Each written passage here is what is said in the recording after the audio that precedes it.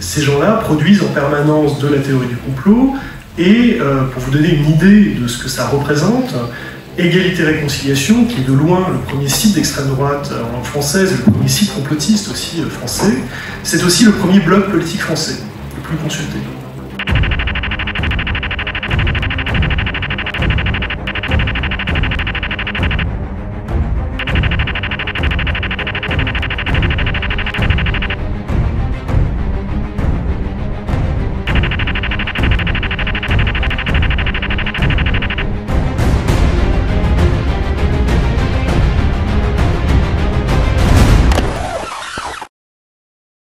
Et il écrivait qu'aucun avion s'était créé sur le Pentagone.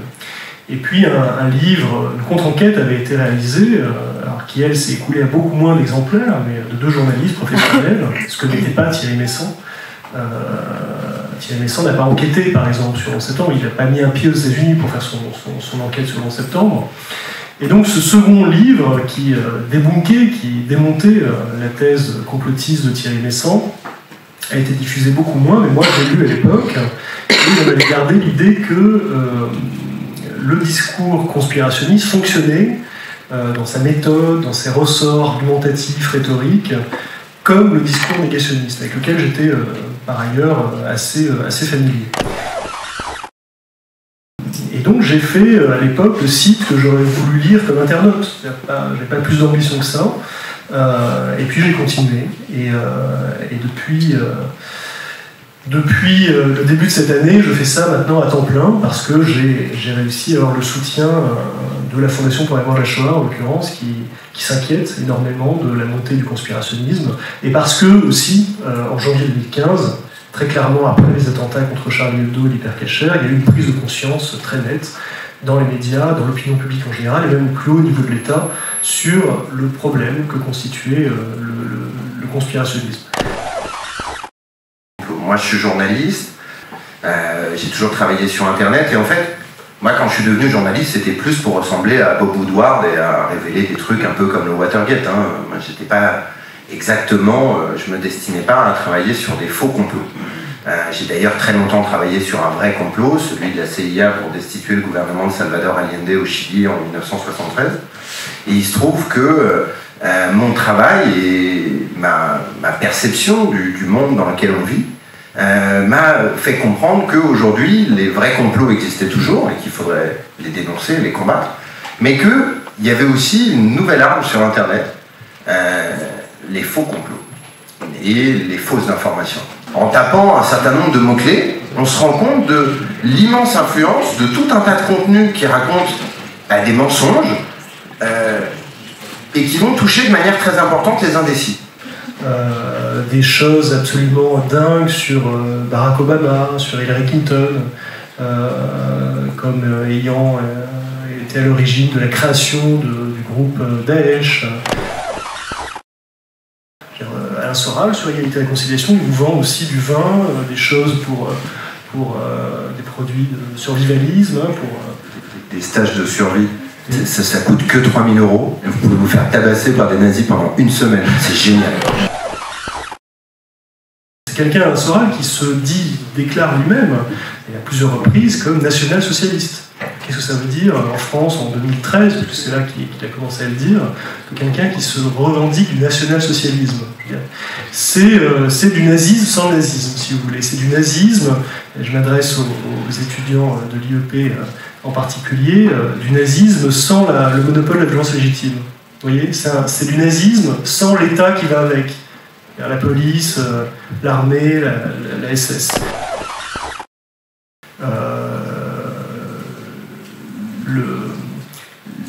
La police intervient au Bataclan vers minuit 20, dans la nuit du 13 au 14. Les premières théories du complot, les premiers tweets complotistes, ils datent de 22h35, le 13 novembre. C'est-à-dire qu'on est dans la première heure de l'annonce de ce qui est en train de se passer. Et on ne sait pas ce qui est en train de se passer, enfin, on devine tout ce que c'est un attentat, mais déjà, sur Twitter, vous avez des gens qui disent « Non, là, c'est le CRIF, c'est Netanyahou, c'est machin ». Parce qu'effectivement, il y a un tropisme très souvent anti-sioniste, anti-israélien, anti-juif, enfin, il y a une obsession de ça. Là aussi, on pourra revenir là-dessus si ça vous intéresse. Pourquoi c'est toujours, très souvent, les juifs, pourquoi il y a toujours ce motif antisémite qui revient. Parce qu'on vit dans une époque dans laquelle le métier de journaliste est très décrié. Et dans lequel, toutes les enquêtes le montrent, hein, le CEVIPOF en premier, on est à peine à 1/5 des Français qui font confiance aux journalistes. Et donc, dans un univers dans lequel 1/5 des Français font confiance aux journalistes, eh bien, c'est pas totalement surprenant qu'il y ait la parole des médias qui soit concurrencée. Elle est concurrencée sur Internet, ça a des conséquences aussi dans la vie réelle. Face à des gens qui sont extrêmement motivés à faire valoir leurs convictions ou leurs croyances, beaucoup plus motivés que des scientifiques. Par exemple, ceux qui pensent que la Terre est plate sont beaucoup plus motivés à vous expliquer que la Terre est plate que ceux qui pensent qu'elle est ronde. On a fait cette histoire-là, on l'a déposée sur Internet, sur YouTube, et on l'a relayée avec notre profil Facebook sur lequel on avait quand même atteint en quelques mois plus de 500 amis. Grosso modo, on a utilisé la méthode classique, hein. On a créé un profil Facebook, on a créé une vidéo sur YouTube, on l'a relayée sur notre profil Facebook et ensuite on a mesuré les vues. Voilà. Et il se trouve qu'assez rapidement, la vidéo a été récupérée par un certain nombre de gens qui, je ne sais pas s'ils y croyaient fondamentalement, mais en tout cas ils ont écrit que c'était vrai et ils l'ont relayé comme quelque chose qui avait de la valeur. Pour que, à terme, la vidéo, en 3 semaines, dépasse les 10 000, atteigne à peu près les 10 000 vues sur YouTube. Et donc voilà, 10 000 vues, ça veut dire quelque chose, et en même temps, ça veut rien dire. Mais quelqu'un qui n'existe pas et qui raconte que des conneries et qui arrive à faire 10 000 clics, regardé dans l'immense majorité jusqu'au bout, bah, ça a quand même une forme de sens. C'est-à-dire qu'à chaque fois que quelqu'un me donnait une info qui avait l'air absolument sidérante et bouleversante par rapport à ce que moi je savais, eh bien, je posais la question, mais ouais, où est-ce que tu l'as lu ? Où est-ce que tu l'as vu ? Et en fait, quelque part, en remontant un peu le fil de la source de l'information, là, on arrive bien souvent à déconstruire beaucoup de choses. C'est pas toujours possible.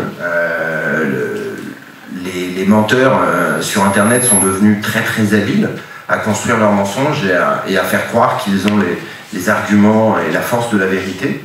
Je crois qu'il y a un petit spot publicitaire de CNN qui a tourné depuis 2-3 semaines et qui, à mon avis, résume très très bien la problématique. Ça s'appelle This is an apple, donc c'est une pomme. Et donc voilà, la voix vous dit voilà, ceci est une pomme, on vous montre une pomme, on vous dit certains vous diront que c'est des bananes, mais c'est une pomme. Ils vont peut-être crier que c'est une banane, mais c'est une pomme. Ils vont vous amener des tas d'arguments qui vous disent que c'est une banane, et peut-être à un moment, vous allez vous mettre à croire que c'est une banane, et pourtant, c'est une pomme. Et effectivement, ce petit spot de 30 secondes, il résume très très bien le monde dans lequel on est aujourd'hui. La difficulté, enfin, du moins, je pense que les journalistes et les médias classiques, en général, ne devraient pas chercher à rentrer en concurrence ou en compétition avec les complotistes, avec ce qu'on appelle la presse alternative, d'accord ? Parce qu'en réalité, moi je ne pense pas qu'il y ait une frontière étanche entre les médias alternatifs, complotistes et autres, et les médias classiques, on dit conventionnels, professionnels, etc. Et que les premiers il y aurait des horreurs, ce serait toujours faux. Non, d'ailleurs, c'est ce qui fait leur toxicité, c'est justement le mélange du vrai et du faux. Il y a beaucoup de vrai dans les médias, dans ce que produisent les médias complotistes. Le problème, c'est qu'ils mélangent ça à des choses non vérifiées, invérifiables, douteuses et fausses. Mais je ne suis pas certain que tous les journalistes soient des gens parfaits, merveilleux, mais je ne crois pas du tout que l'inverse soit vrai non plus. C'est-à-dire qu'on n'est pas tous des salopards au service d'une puissance ou des complices. Voilà. Et je crois que pour arriver à redonner des lettres de noblesse à ce métier, bah, il faut être d'autant plus irréprochable qu'on est attaqué. Et bah, vous le savez ou vous l'apprendrez, la confiance, ça ne se donne qu'une seule fois. Donc quand on fait ce métier, quand on essaye d'amener des informations pour d'autres gens que nous-mêmes, bah, il faut vraiment recouper ces informations. Il faut vraiment faire ce travail-là. Il faut aller sur le terrain. Il ne faut pas se limiter à Internet ou à faire des recherches sur Google pour estimer, trouver le fil conducteur d'une enquête. Et vous verrez, c'est fascinant de passer ses nuits à éplucher des comptes de campagne pour vérifier des tas de trucs, à surfer partout sur Internet, à la recherche de thèses complotistes, à aller sur le terrain, essayer de recueillir la parole de ceux qui n'ont pas ailleurs. Alors oui, il y a une affinité élective entre antisémitisme et complotisme, historiquement d'abord. Pourquoi ça revient systématiquement? Parce qu'on a en circulation, disponible et prête à l'emploi, une production absolument considérable et massive de complotisme antisémite, et qui date de la deuxième moitié du XIXe siècle, avec les protocoles des sages de Sion écrits au début du XXe siècle, sur rédigés à Paris d'ailleurs, qui se diffusent au niveau planétaire après la Première Guerre mondiale, qui traduisent dans toutes les langues, réédités tous les ans, partout, dont des passages sont lus il y a quelques années au Parlement grec ou à la radio vénézuélienne. Enfin, vous voyez, c'est absolument considérable, mais on sait que c'est un faux depuis presque 100 ans maintenant. Mais les protocoles des sages de Sion décrivent un plan de domination du monde par les Juifs avec les francs-maçons. C'est ça les protocoles, et ça a imprégné l'imaginaire occidental profondément. Donc il y a des choses qui sont là. Si vous voulez, l'antisémitisme européen n'est pas mort en 1945. Ce serait naïf de penser ça comme ça. Il a pris un coup, oui, il est devenu assez largement indicible, mais il ne s'est pas évanoui comme ça dans la nature en 1945. Vous voyez ce que je veux dire? C'est resté quand même dans une forme d'inconscient collectif. C'est la figure du juif comploteur qui est centrale. Si vous enlevez le complotisme de l'antisémitisme, il n'y a plus d'antisémitisme, quasiment. C'est absolument central dans le discours antisémite. Ça va avec. Les diasporas, d'abord c'est un peuple diasporique, et donc qui prête le flanc à l'accusation de, si vous voulez, de connivence internationale. L'idée qu'il y a un peuple juif partout dans plein de pays du monde, et que donc ça prête le flanc à ce fantasme de l'entente par-dessus les nations. Voilà. Ensuite, je crois qu'il y a quelque chose de fondamental dans le racisme anti-juif, dans l'antisémitisme. C'est l'idée que, c'est Drummond qui disait ça, le juif dangereux, c'est le juif vague. C'est-à-dire le juif qu'on ne reconnaît pas, celui qui nous ressemble. C'est-à-dire que le juif, il est assez invisible. Il nous ressemble, il n'y a pas vraiment de... En fait, il n'y a pas de rat juif, contrairement à ce que disent les antisémites, qui essaient, pour se rassurer, de caricaturer, de faire un type juif. En fait, non, il n'y a pas d'ethnie juive, ça n'existe pas. Donc, il y a des juifs, on ne sait pas qui c'est, et c'est inquiétant. Donc, si vous voulez, ce fait-là met en échec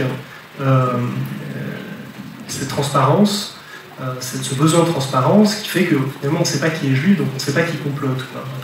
C'est, à mon avis, une des raisons pour lesquelles c'est une cible privilégiée historiquement du complotisme. Et une des raisons pour lesquelles, malheureusement, ça risque de le rester encore longtemps. Guy Debord, pour parler de société spectacle, était assez complotiste en fait. Guy Debord est, on sait peu, mais le père du modèle du terrorisme fabriqué. Pour Guy Debord, les années de plomb, tout ça, le terrorisme était un phénomène étatique. C'était l'État qui avançait ses pions, les États, qui manipulaient comme ça des groupes. Effectivement, le monde dans lequel on vit aujourd'hui et les nouveaux outils de communication donnent des tribunes à des gens qu'on n'aurait pas eu autrement. Et c'est vrai qu'il y a un certain nombre de complotistes français très connus qui sont passés par la société du spectacle. On pense bien entendu à Dieudonné, on pense Soral, qui était un grand invité des plateaux télé durant les années 90, qui faisait des livres pour expliquer comment il fallait draguer les filles et tout. Donc, la théorie du complot, elle est présente dans tout, dans toute préparation idéologique d'un passage à l'acte violent, d'un dispositif de persécution, d'un dispositif génocidaire, d'un dispositif terroriste. Je veux dire, le complotisme est un moment du crime terroriste. Moi, mon vrai espoir, c'est que vous soyez capable de vous faire votre propre opinion, et je ne crois pas du tout à l'idée de vous faire penser quelque chose. C'est à vous de vous faire votre propre idée, mais pour vous faire votre propre idée, il faut arriver aussi à penser un peu contre vous-même, aussi à vous sortir de ceux qui prétendent vous donner la vérité comme ça. Quelque chose qui est très présent dans le complotisme, c'est l'effet de dévoilement. En fait, c'est le ressort principal de l'efficacité d'un discours conspirationniste, c'est l'effet de dévoilement, c'est-à-dire on a l'impression de découvrir le dessous des cartes, de comprendre quelque chose qu'on n'avait jamais vu avant, ça fait sens, et ça produit ça, on le sait, un plaisir cognitif qui fait que on a envie de revivre cette expérience-là, on a l'impression d'être plus intelligent, quoi. Enfin, j'ai pas du tout envie de vous dire quoi penser, mais j'ai quand même envie de vous dire un peu de réfléchir, quoi.